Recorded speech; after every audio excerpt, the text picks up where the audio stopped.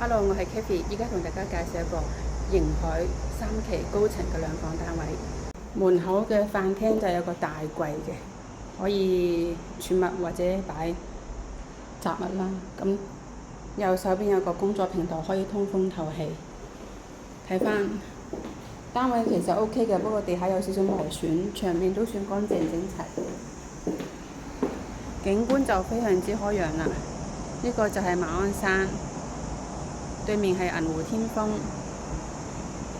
右手邊仲可以望到啲海，呢邊就馬鞍山市中心啦。入返去，呢度係廚房原裝嘅雪櫃，洗衣機換咗，呢度本來有道門嘅，佢拆咗佢，可能唔方便擺嘢啦。係啊，呢啲櫃就係自己做嘅。再睇返洗手間有窗，可以通風透氣，原裝嘅浴缸。細房景觀同客廳都係一樣㗎啦。再睇主人房，